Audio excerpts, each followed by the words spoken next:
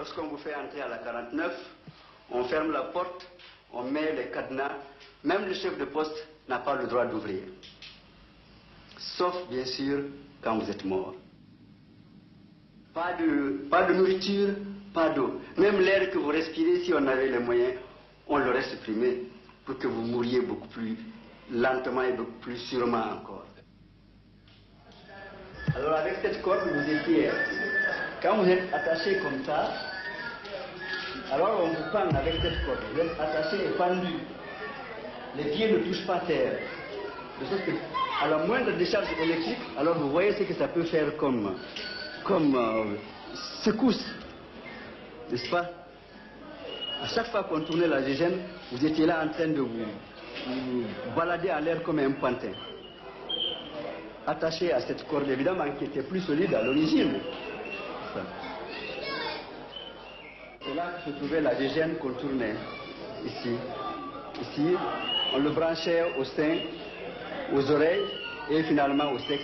Même les femmes, même aux femmes, on le branchait au sexe.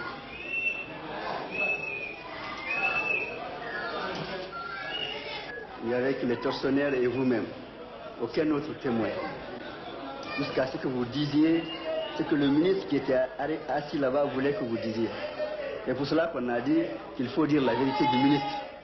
Nous avions des planches. Chacun avait une portion de jardin à arroser chaque matin. Alors un matin, alors que j'arrosais ici, j'ai entendu quelqu'un dire psst, psst, psst. J'ai regardé par là, je n'ai vu personne.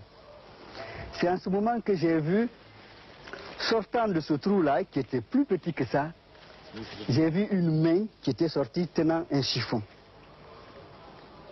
L'homme était en diète noire, donc condamné à mort. Le bruit de mon arrosoir, il avait su que j'avais de l'eau.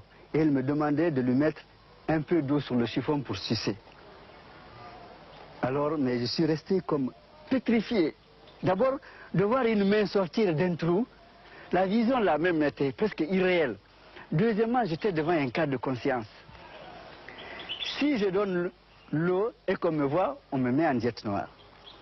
Si je ne le fais pas, je sais que c'est quelqu'un qui va mourir de soif. Alors finalement, j'ai regardé comme il n'y avait pas d'homme de garde. J'ai continué à arroser. Arrivé par là, j'ai fait ça. J'ai donné un mouvement vertical à mon arrosoir. Un peu d'eau est partie se mettre sur son chiffon qu'il a fait entrer. Malheureusement, ça ne l'a pas sauvé puisqu'il était en diète noire, il est mort quand même. J'ai passé 10 jours sans boire et sans manger. Tellement j'ai eu soif.